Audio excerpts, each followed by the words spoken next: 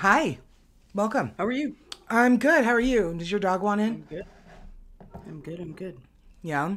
Is your Yeah. dog barking to get in? No, he's just barking because there's people or wind or a flower or A fucking leaf butterfly. or whatever. Good. Okay. Your dog is as crazy as mine. That's neat. Tater barked at a feather for like 5 minutes the other day. Exactly. Yeah. There's probably another dog that exists somewhere else. I mean, my three. Maybe he He's hears my three out in the fucking yard. Who knows?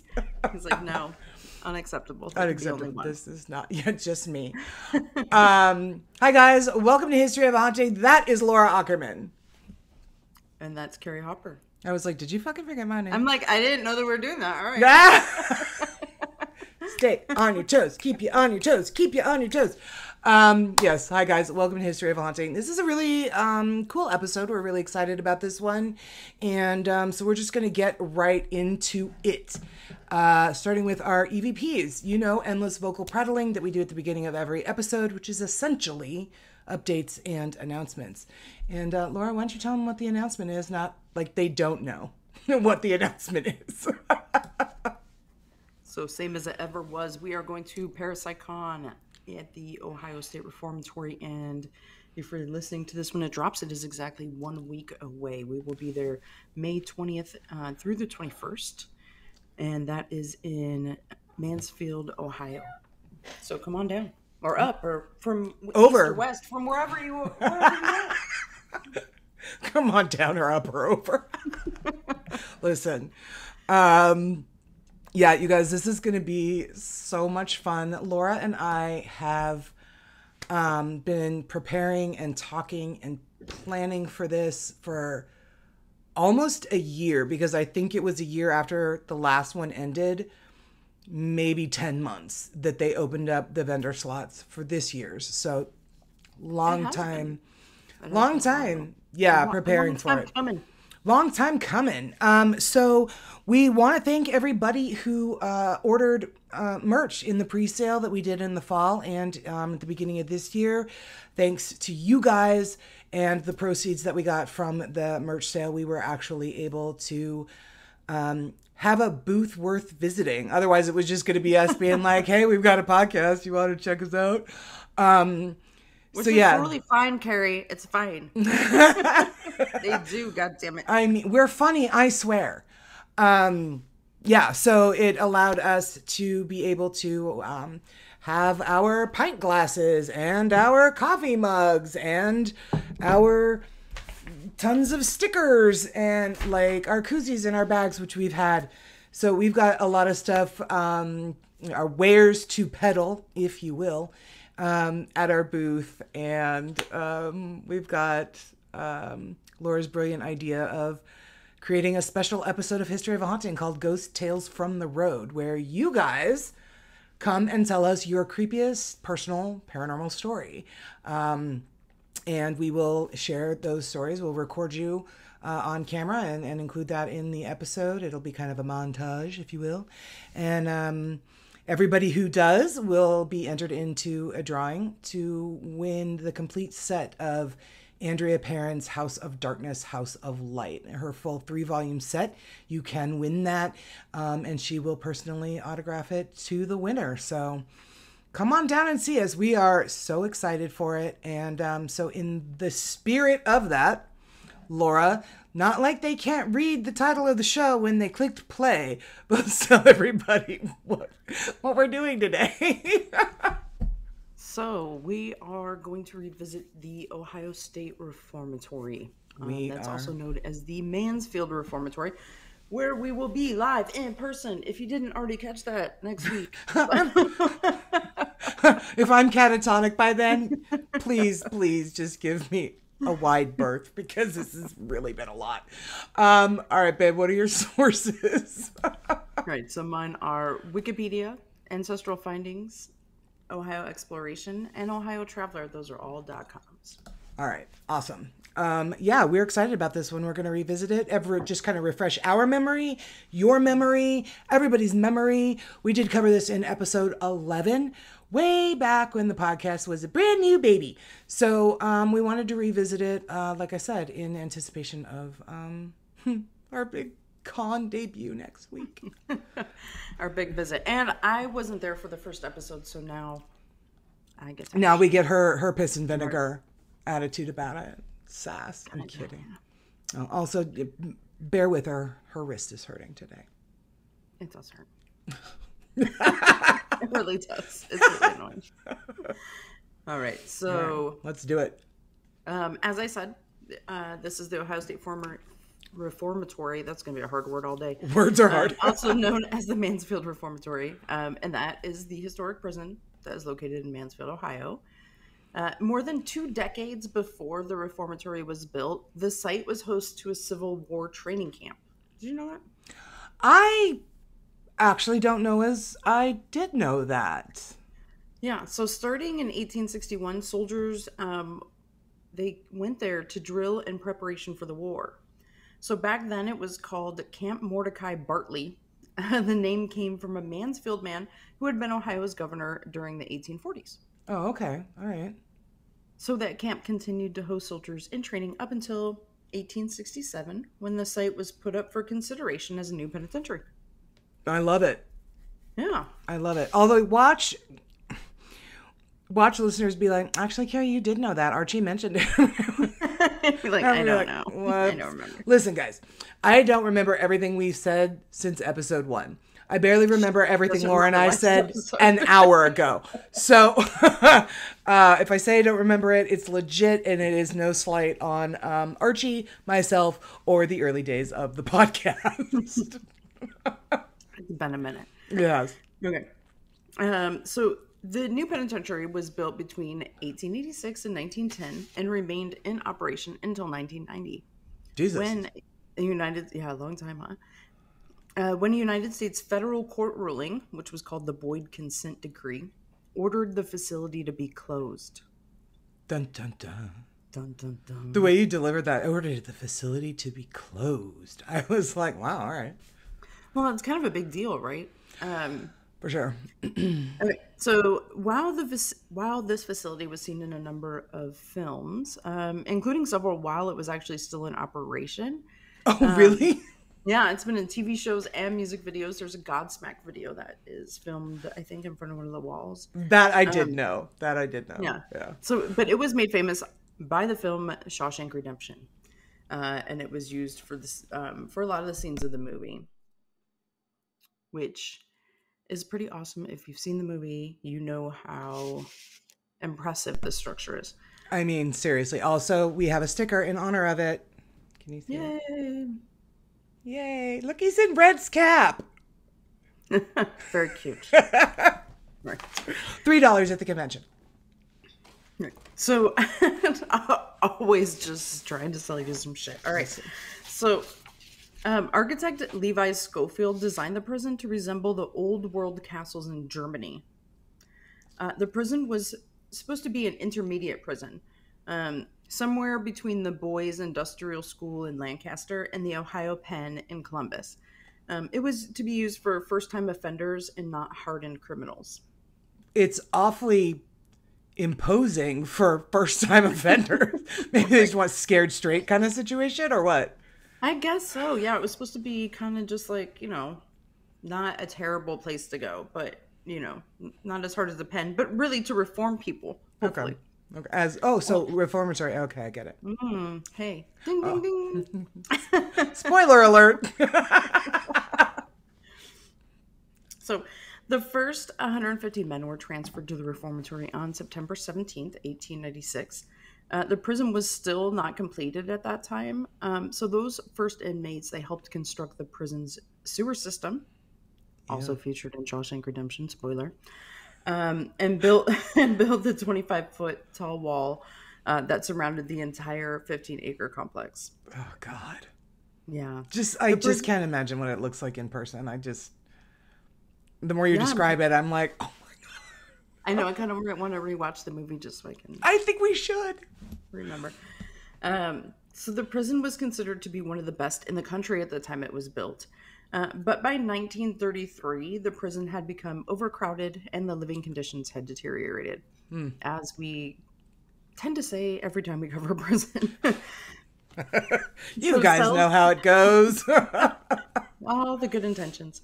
So the cells that were intended for one person, they bunked 2, sometimes 3 inmates. Ew. So a lawsuit was filed in 1978 against the prison on behalf of the 2,200 inmates incarcerated there. After being tossed around in the court system for years, it was determined that the Ohio State Reformatory was unfit to serve as a prison. Ew. And it was officially closed as a correctional institution in 1990. Wow. 1990 seems like it wasn't that long ago, but according to my mother, it was long ago. Right. She loves to make me feel 30 old. some years ago. Look, you didn't need to say the number, Laura. Okay. So, even though the reformatory was an intermediate prison, it had its fair share of death and violence. 2 corrections officers were killed in the line of duty on prison grounds. On November 2nd, 1926, a paroled inmate that had been returned to the prison, they shot 72-year-old prison guard Urban Wilford in an unsuccessful escape attempt. The murderer, Philip Orlick, was arrested 2 months later and was executed in the Ohio Penn electric chair a year later.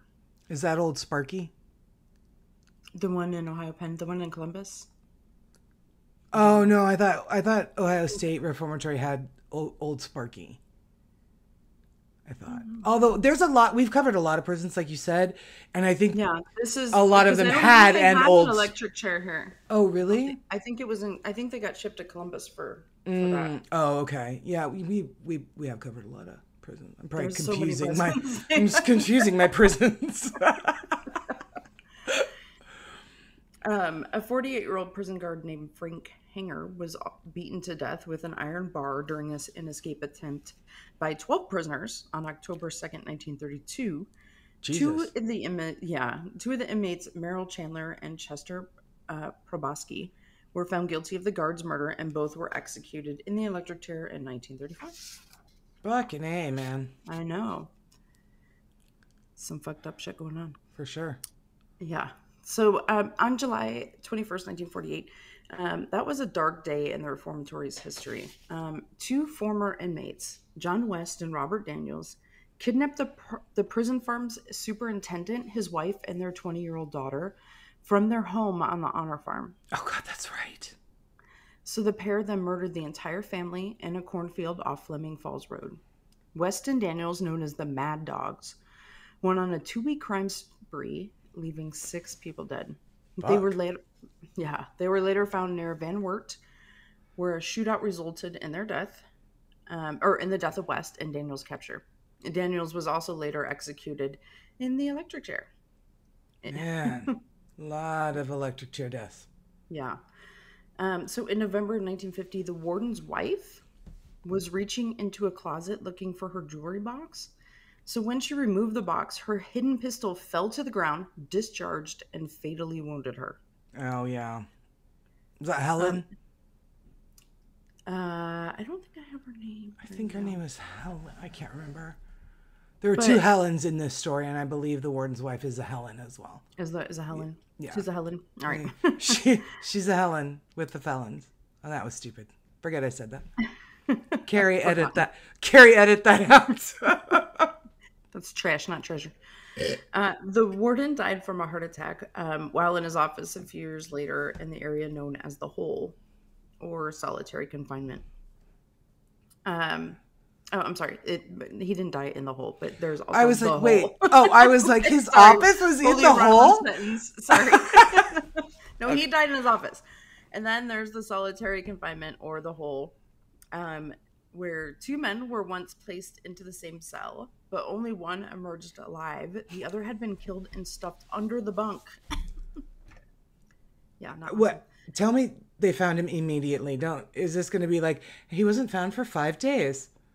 It doesn't say, but it doesn't sound good.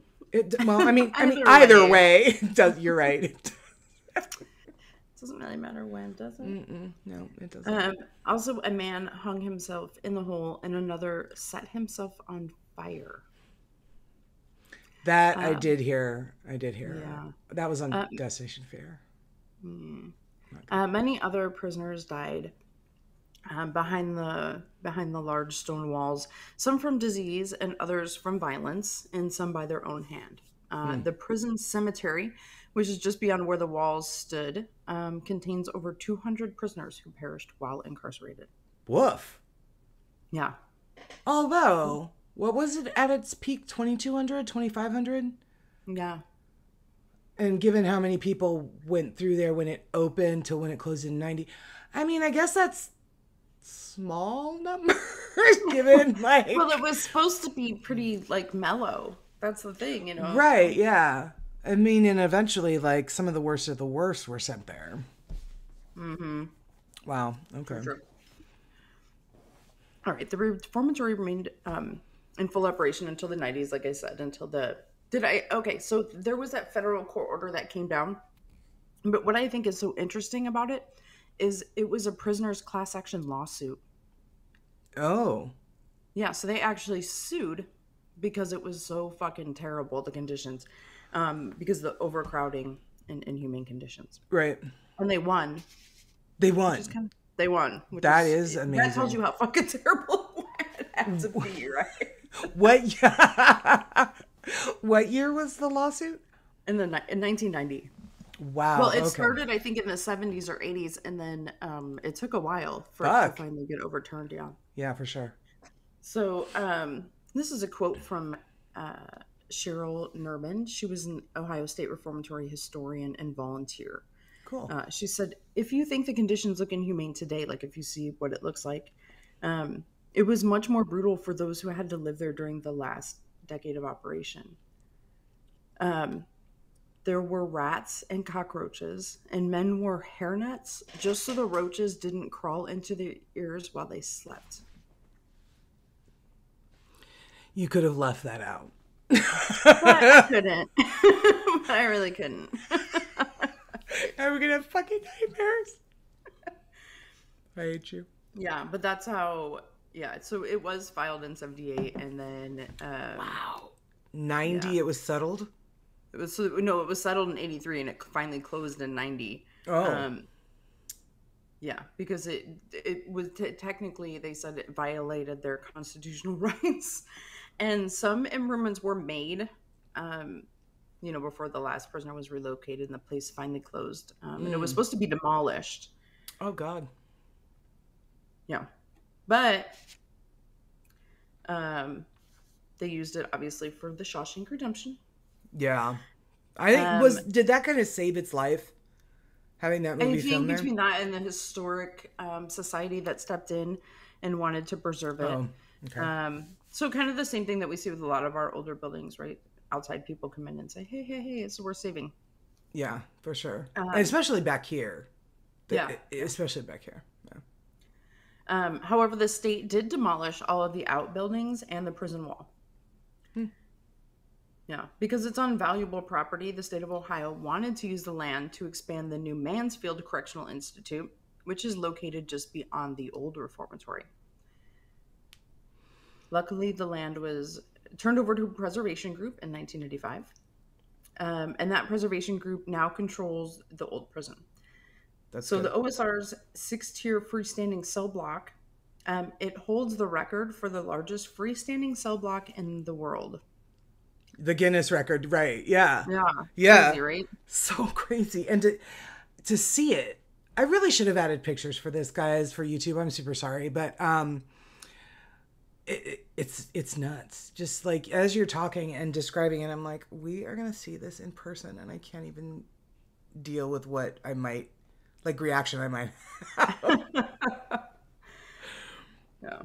Well, and currently there are tours available, and they do a haunted attraction every Halloween season. So you can do the ghost tours, you can take us tours. You can come see Carrie and I in a week. So it's all there for you. It is all there for you. The history of the Ohio State Reformatory. That is so good, babe. Good job. I'm excited. So after you did your research on it, were you more excited or less excited to go there next week? Kind of the same. I think just because we've done so many prisons, I kind of know what I'm getting myself into. Yeah.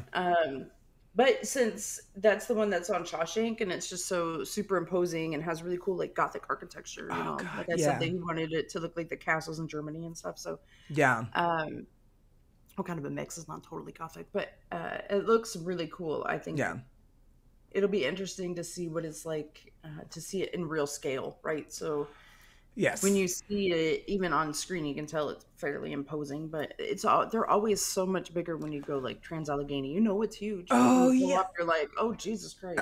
Right? How small you actually fucking are. Right. Yes, yeah, for sure. Um, Eastern State Penitentiary was like that. So it's like on a corner city block, and when Coy and I drove up, he was like, "Is that it?" Because all it is just these freaking, I don't even know how tall the walls are, maybe 25 to 40-foot tall walls Hmm. that look like walls around a German Gothic castle. And it's there's just something that's so stunning about seeing these kinds of places like Trans Allegheny, Hmm. because it's all very well and good to watch documentaries on them and see them on TV and read books about them and that kind of thing, but when you actually drive up to these locations, then they're real, then they're tangible, then they everything you've heard about them and their grandeur and how large they are and how imposing they are, it becomes real to you as you're standing there going, "Holy crap." So I can't wait. I absolutely cannot wait. I think maybe we should film our reaction when we pull in. We should definitely film yours. I mean, You're always super animated. I I mean, yeah, I yeah, it's not a lie. I When Archie and I went to Winchester Mystery House, he was driving, and we pull off the freeway and we go onto the street that it's on, and he's like, "Oh, there it is," and he points out of his window, and I look over and I'm like, "Holy shit." And I remember like smacking him in the arm and being like, "Oh my God, there it is, Archie, look, there it is." And he was like, "Ow." Sorry, Arch. Yeah, so I'm gonna be really excited. That was a fabulous history, Laura. Thank you very much. you're welcome. Because I forgot, well, pretty much all of it, Okay, well, good. except for Shawshank was filmed there. Like I got that shit down. Listen, I know that. Let's talk about it. So the film opens. No, I'm kidding. All right, cool. Well, you have painted enough of a picture that our listeners understand why it is so haunted. So I'm going to get into the hauntings of the Ohio State Reformatory here in just a second. As usual, guys, it's just going to be a blip of time to you, but I need to refill my wine, and we will be right back with the hauntings of Ohio State Reformatory. We'll be right back. All right. Hi, guys. Welcome back. My sources for today's episode are DestinationMansfield.com, Destination Fear, Season 3, Episode 4. Also, they are now known as Project Fear, and they are launching a new channel on YouTube because they got canceled by the Travel Channel. So be sure to watch that in June. OhioMagazine.com, BBC.com, MRPS.com, CantonRep.com. A really cool article by Ed Balint. So those are my sources for today. And so if you stand in front of Ohio State Reformatory today, you might actually have a hard time believing that it was once a maximum security prison. As Laura described, it's meant to look like a Gothic castle. I think when Archie did his part last time, I think he called it Richardsonian Romanesque. So it's actually, I remember thinking that's an actual architectural style, and apparently it is, and this is what Ohio State is. So it's got the intricate brickwork, stained glass windows, late 19th century building. It kind of looks more like a grand hotel that would host the rich and famous. Inside, however, is a vastly different story. So when you walk through its long institutional hallways, and you walk past the massive cells, they've got, rusting barred doors. The bunks are dirty and sagging. I mean, 1990 was, as Laura said, about 30 some odd years ago. So they're pretty gross by now.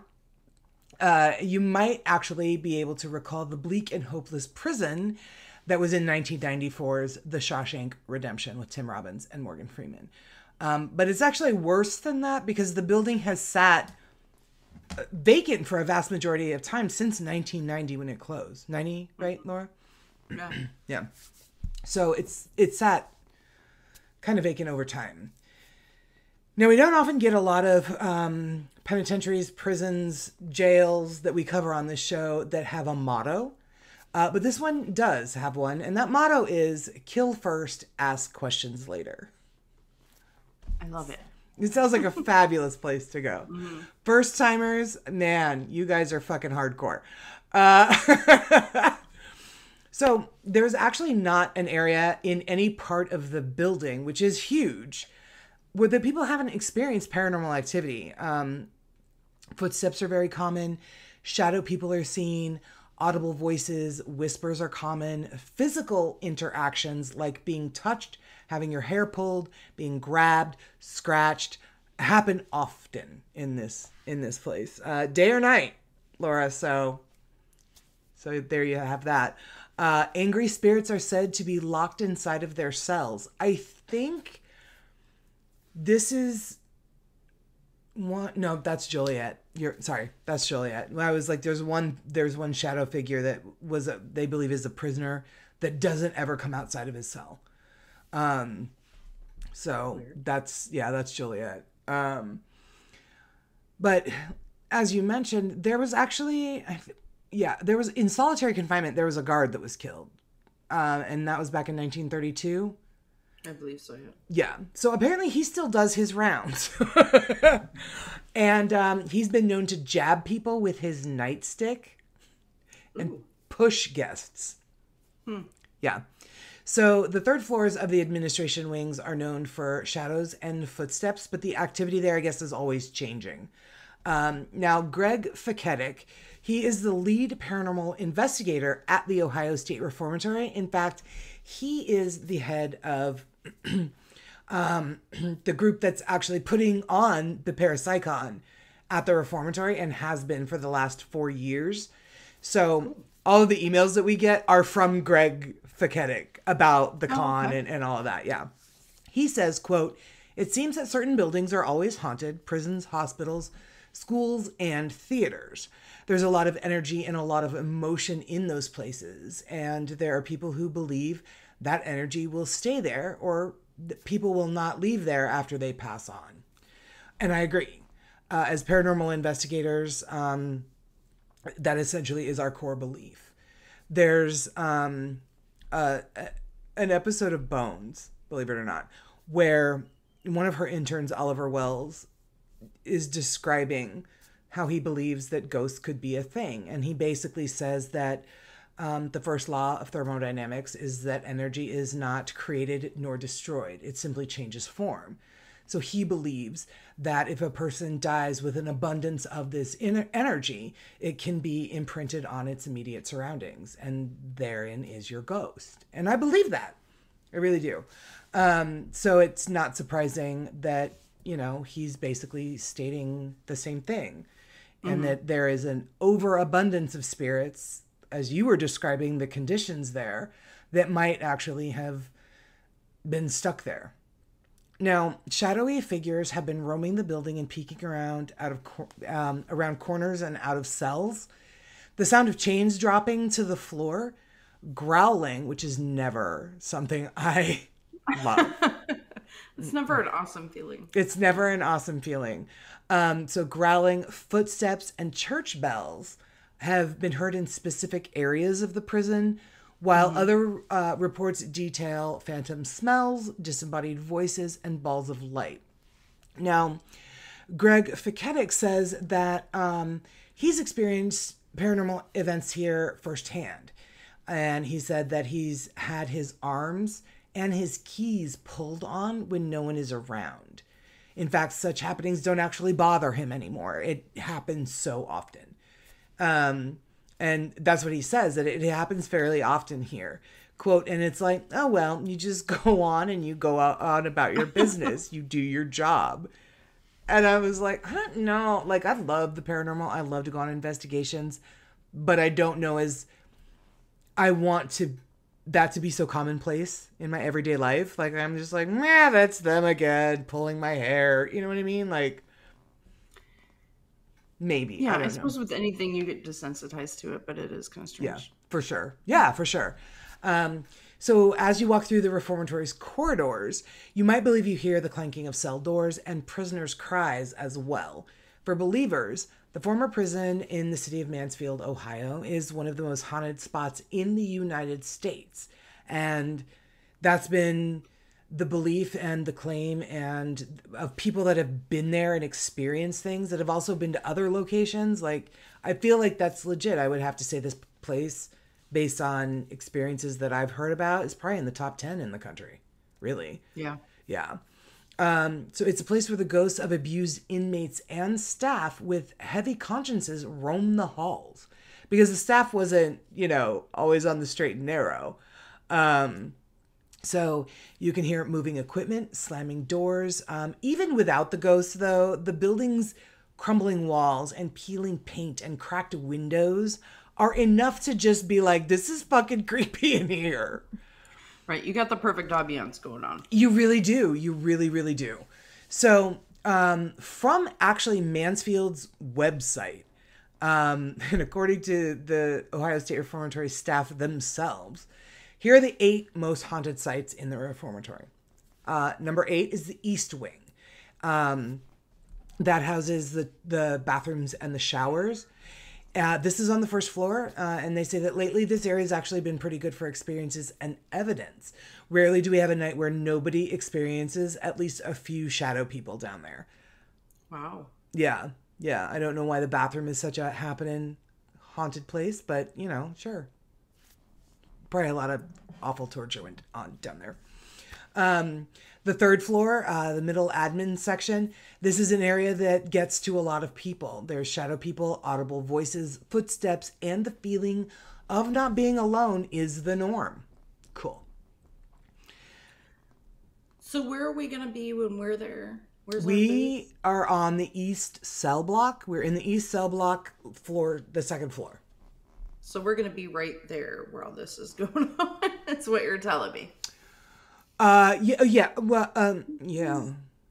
Well, okay. The bathrooms and the bathroom hauntings is on the first floor. We're on the second floor, but I do have stuff about that, and it's not. But just in the general area. Okay, as we're on the same cell block, right? Okay, that's what I thought. I just wanted to make sure, so I know when I go to the bathroom and I see fucking creepy shit, then I know what to expect. Maybe bring a buddy, because it doesn't sound like it's going to be a great time. I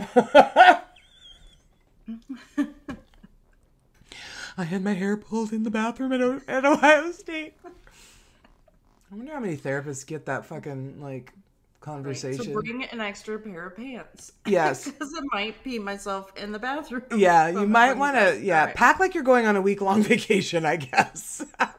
Okay. So, did you know it had a sub-basement? There's a basement and then there's a sub-basement. No, I don't remember that. Trans-Allegheny has that. They have a sub-basement and then they have a basement. I remember. Don't love the idea. But in the sub-basement, this area has produced some pretty wild experiences and evidence, such as crazy EVPs, weird light anomalies on video, and apparently this area was even avoided when the building was still in operation by staff and prisoners, because it was haunted even when it was still like an open functioning prison. Mm-hmm. But it's so old, right? Like, it wasn't like it was open for 20 years and then it closed in 90 and that was that on that. No, I mean, we're talking, it goes back, I mean, the grounds go back to the Civil War. Yeah, even before. Because wasn't it? Yeah, even before. So, of course, every prison chapel is not a great place to be. You'd think it would be, but it's not. Ohio State Reformatory is no different. This area has made many skeptics less skeptical, and I'm really hoping I can bring you into it. Lately, apparently the ghosts lately have been getting rather grabby in the chapel.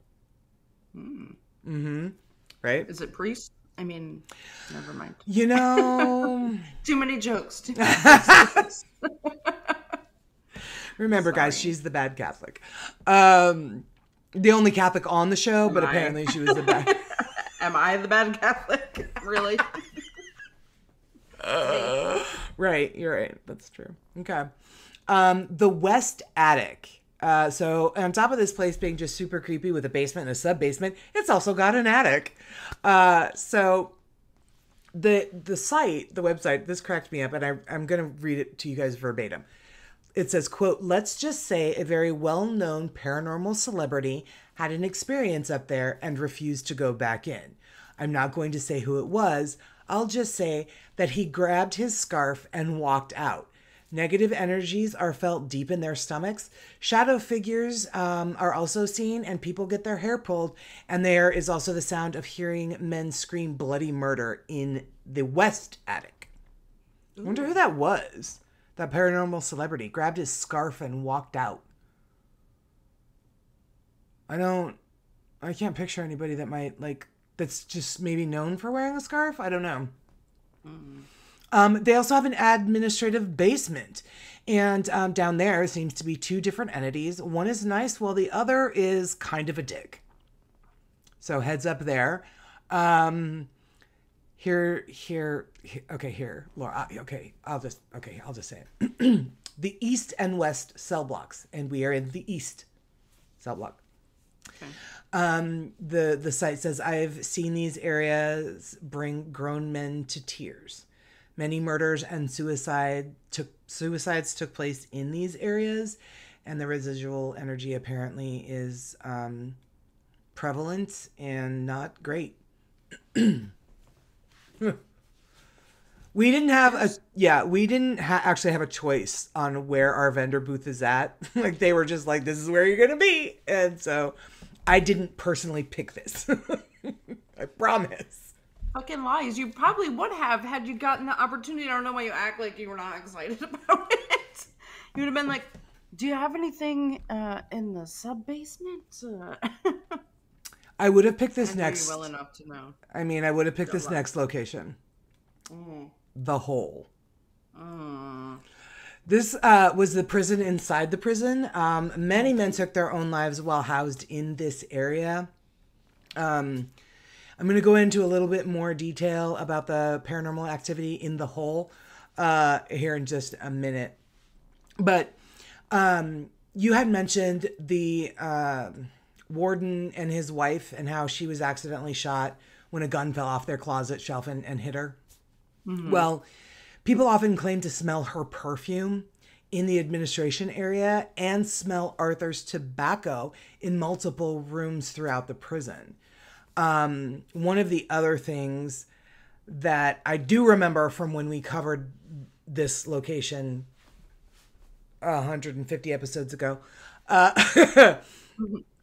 is you can hear in the warden's office, you can hear whispered conversations happening between a man and a woman, largely believed to be Helen and Arthur. Oh, that's interesting. Isn't that cool? Mm-hmm. I remember when we did one jail, we could smell the cigarette smoke. Every so often, it would be like somebody was smoking right next to you. The really 1910 jail. Yeah, because it wasn't like it was outside. There was no one outside. There was no... Yeah. There was no reason for there to be like such intense cigarette smoke smells. Well, and didn't one of the guests at that podcast event, did they either had asthma or something because they smelled it too and had to go outside because they couldn't breathe because of the smoke? Yeah, maybe. Yeah, it was our fan. Yeah, it was our friends and fans event. But yeah, that was really interesting. Yeah, for sure. So I think there might be a commonality with prisons. It might be back in the day, right? And I mean, it just says tobacco smoke. It doesn't say if it was cigar smoke, which is very very distinctive smell. Mm-hmm. But so then the next thing I want to talk about is this article that was written by this Ed Balint for the CantonRep.com. He accompanied a paranormal group to do an investigation of Ohio State. So he was talking about how there was a film crew there and the investigation team, and he was there writing for the paper, and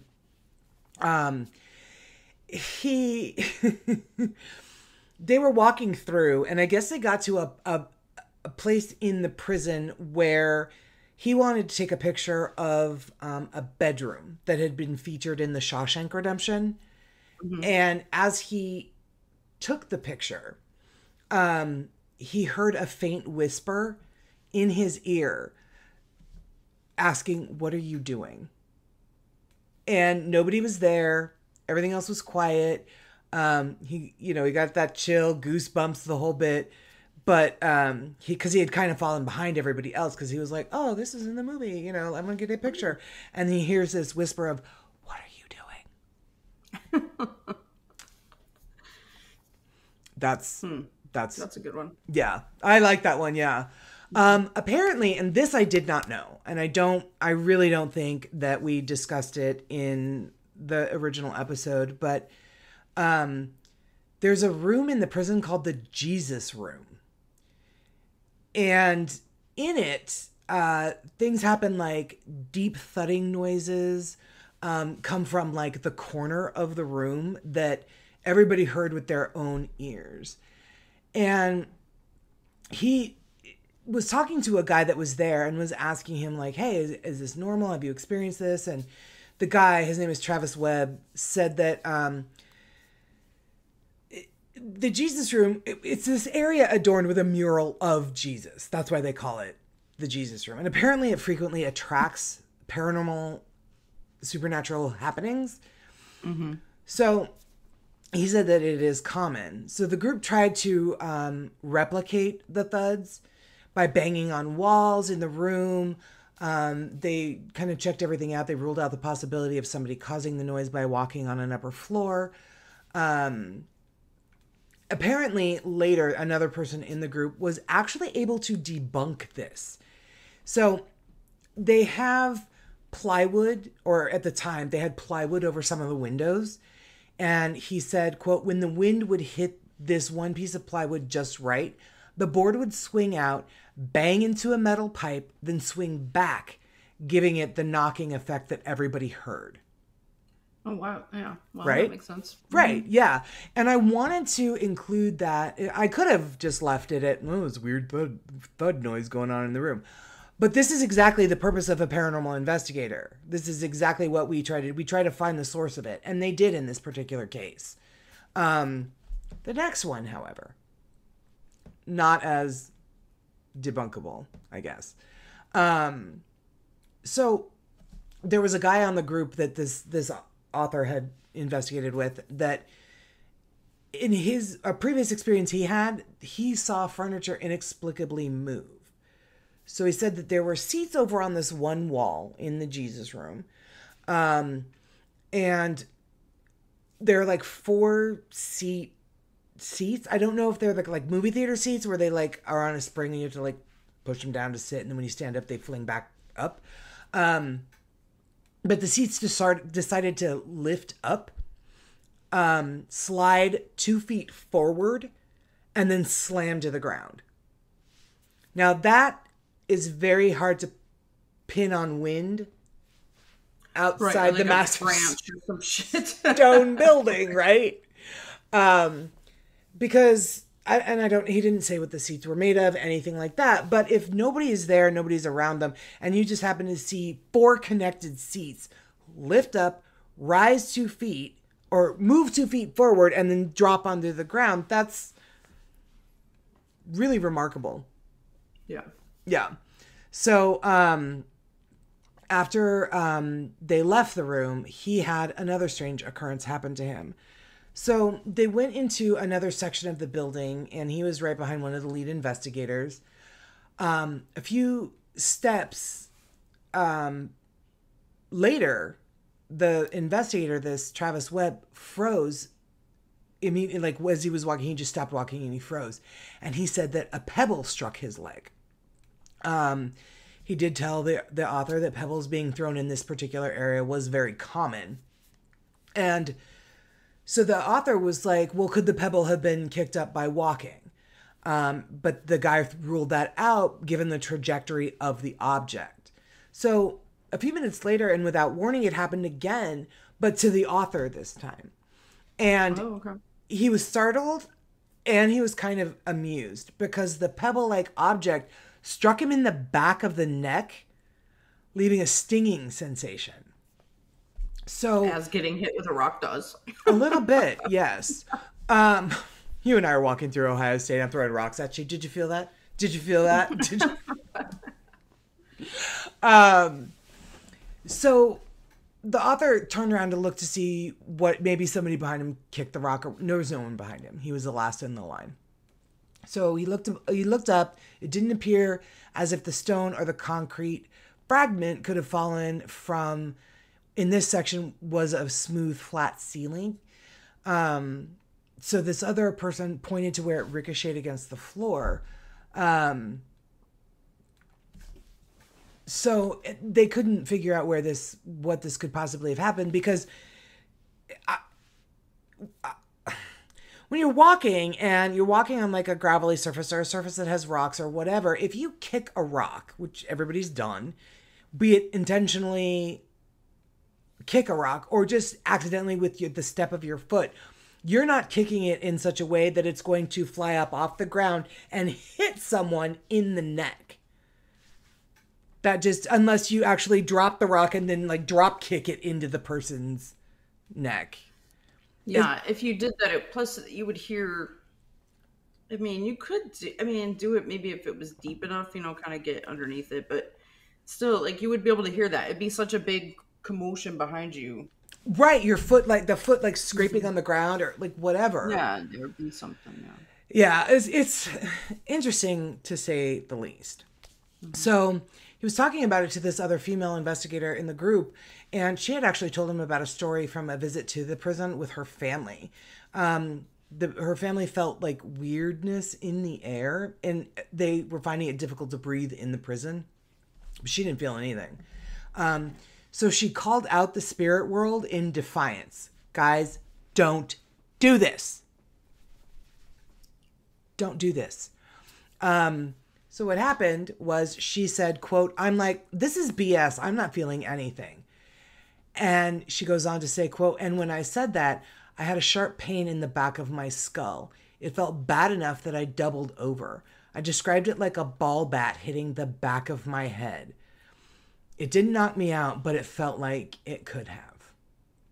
Don't. Careful what you fucking wish for. Don't do this, you guys. Seriously. Or, I mean, if you want to say something like, hey, I'm not feeling anything, like, can you make a noise? Can you, whatever. But don't be so aggressive. Certainly not in a fucking violent penitentiary. Otherwise, like what? Or do, but yeah. I mean, just don't do it around me. Right. Wait till I'm on the other side of the penitentiary. So the West Attic, like I mentioned earlier, it embodies this ghostly aura. And Greg Faketic said that the origins of the cavernous area where inmates from a penitentiary had temporarily been housed decades prior because of a fire at the other institution. This is where they were kept. He said, quote, they were your felons, your murderers, your rapists, and that's where they housed them. He goes on to say, and there were no cells. It was basically just beds lined up and down the wall. Sure, let's not put the dangerous felons in a cell. And so he believes that's why the place is so active, because it was really violent up there. Now, Naomi Jacobson, who is a volunteer at Ohio State Reformatory, said she was once eerily touched by what felt like fingers that she couldn't see in the West Attic. She says, quote, I felt hands that started right here, pointing to her shoulder area. And then it slowly went down her spine toward her lower back and then wrapped around her body. Nice. No. She goes on to say, and I was like, oh. And the feeling I got was, I don't care if you're dead or alive or what. I'm out of here. She's like, so I left. I have had spirits touch me only on the face. That's very uncomfortable. when there's a I don't like hand being on, touched on the face. yeah, when At there's a all. hand on your face and you know there is nothing behind you, it's very uncomfortable. I can't imagine being touched. That's something that I feel is just sort of intimate. Like, start on my shoulder, run your hand down my back to my lower back, and then unless you're my boyfriend, don't fucking touch me like that. No. Getting frisky. Getting frisky. Gross. With a ghost of a violent prisoner. Thank you. No, thank you. So, other tours have actually gotten even weirder. An acquaintance of Greg Faketics said that he had provoked spirits and then felt a burning sensation on his back before he was scratched in the same spot by an otherworldly presence. Hi, Zane. Zane loves to make an appearance on the show. So, hi, Zane. So again, these are inmates, criminals, and when you are coming up here into their home and you're challenging them, they're not going to back down. You might as well be going into a prison with living prisoners. Like, why would you do that? No. No. So, again, in the West Attic, somebody was sitting alone in the chairs at one end of the room, and they saw what they described as a stick-like figure emanating light and moving from left to right and then toward them. And the person thought it was actually a hallucination because your eyes can play tricks on you in the dark, right? But Yeah, for sure. the person she was with saw the same thing. So unless it's, you both took the same drugs, that's kind of hard to, to do. I know there's that, what is that, folie à deux? That like people have that same shared delusion or whatever. But I don't think that, exactly. Yeah. I don't think that's something that happens in a paranormal investigation. Although maybe it does. If you guys have had that happen, message us, let us know. So they went on to say that in all the places we've been, this was the most convincing thing that I've ever experienced. So now in the East Cell Block, which is ours, like you said, this holds the Guinness World Record for the world's largest freestanding cell block to this day. It stands 6 tiers and it houses 600 cells, and this cell block held the worst inmates. Here, cell doors slam shut, apparitions appear, and just as quickly as they appear, they vanish. Now, it's important to note, Laura, that there's East Cell Block and then there's East Diagonal, and we're on East Diagonal. So we're not in, yeah, so we're on the offshoot of this cell block, but they were all housed in the same area. Okay. So let's talk a little bit about the infirmary. As you might expect, a large number of inmates passed away in the prison infirmary over the years. Some have died from illnesses, disease, but others died from injuries sustained during torture or thanks to beatings from guards or fellow inmates. Now, there are claims that it was very common for patients in the infirmary to go for days without any care from medical staff. A lot of them were neglected. Many starved to death because they were too weak to fight off other patients stealing their food, and because there was no supervision from staff, right? So it's not at all surprising that there were a lot of reports of paranormal activity here. Most commonly, unexplained gusts of wind and disembodied moaning as if you're in pain, right? Sounds like they have gas. Listen, maybe that's all it was. Maybe that's all it was. Maybe they just needed a little gas X. Now, the library is another location that's said to be haunted, but not by a former inmate. Apparently, psychics and through evidence collected during investigations, that suggests that the spirit that's in the library is actually that of a young woman by the name of also Helen. Records indicate that this could be the ghost of a former prison nurse who was murdered by inmates, plural, many years ago. Yeah, I just don't, blah, blah, blah. Solitary confinement. This is where that guard Frank Hanger was murdered. And people have felt the rush of people running past them in this area, like that wind you get when someone flies by you. They hear fights happening, and women feel being touched all over their bodies. Yeah. The basement. We covered the sub-basement. This is just the basement. It's said to be home to one particular spirit, excuse me, which is not great. This one is of a 14-year-old boy who is allegedly beaten to death down there. He's seen lingering in the shadows of the basement with some frequency. On some occasions, there have also been reports of a guard in the basement too, and he has said to give off very sinister vibes, suggesting that he is one of the many malevolent ghosts that are said to haunt Mansfield Reformatory. We might be getting ourselves into a fucking world of shit going to this con, Laura. I mean, luckily we'll be in good company. So I mean, we'll be together. We'll be together. So there's that. Now the hole.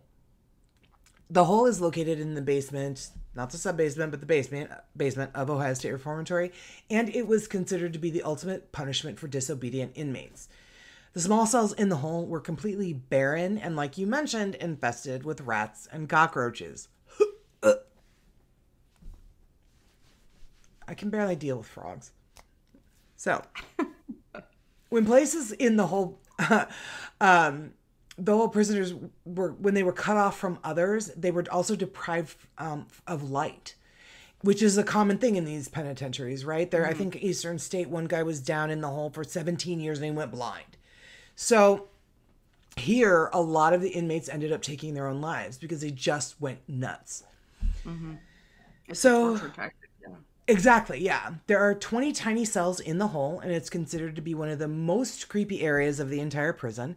I do hope we get to see it, however. So those who have ventured down there have described many negative experiences, including sudden bouts of nausea, chills, and a general uneasiness, like they're being watched from the shadows.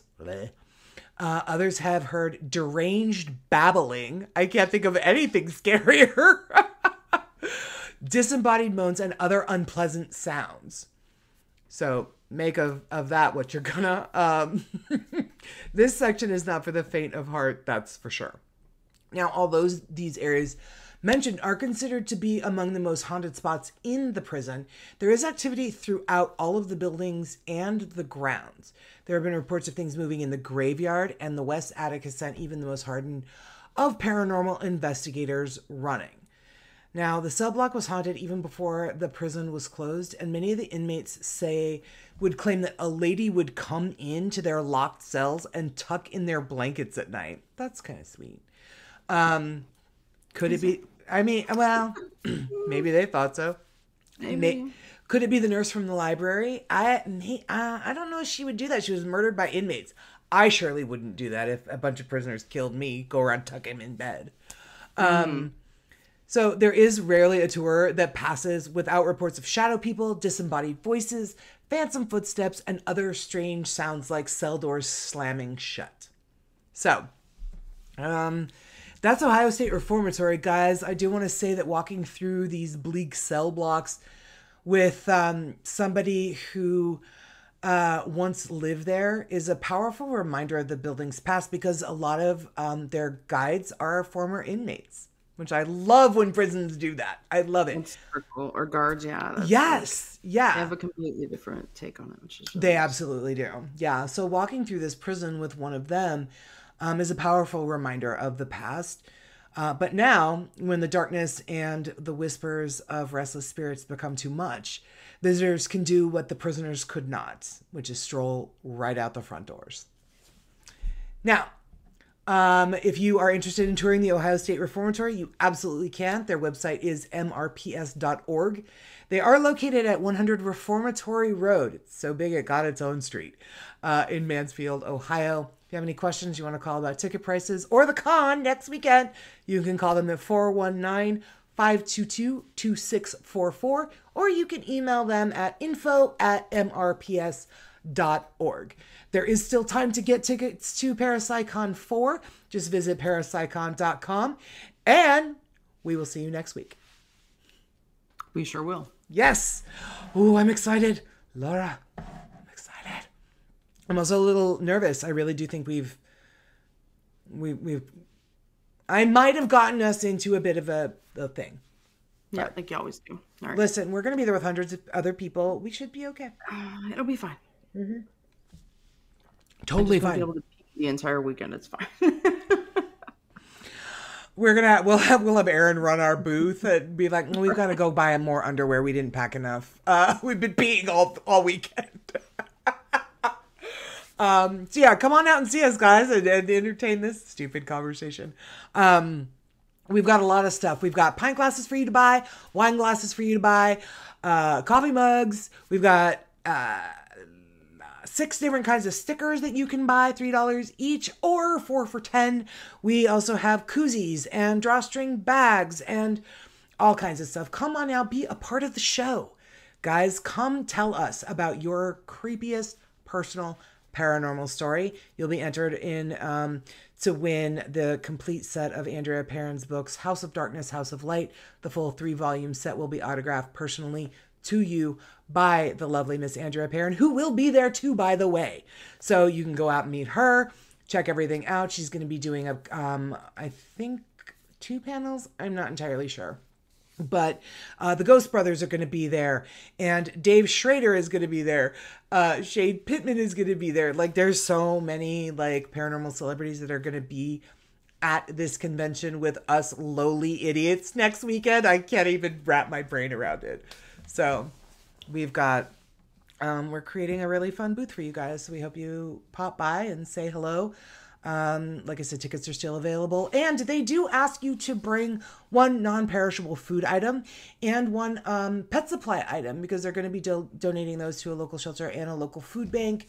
So be sure to bring that, and we will see you at the Parapsychon 4 at Ohio State Reformatory next weekend. For the next 2 weekends, guys, it's going to be the Laura Show.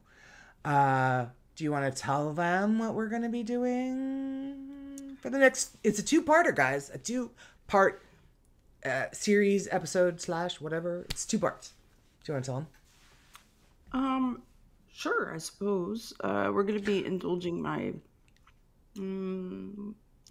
obsession is not the right word. Fascination with H.H. Holmes. And we're going to be talking about him and his life and all the crazy shit that he did, and his possible connection to Jack the Ripper.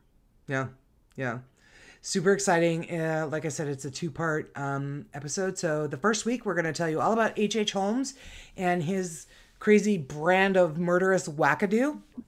And then the second part is going to be released the following week, where we sit down with his great-great-grandson, Jeff Mudgett. We are very excited for that one. We're actually going to be sitting down talking with Jeff in about an hour after this recording is done.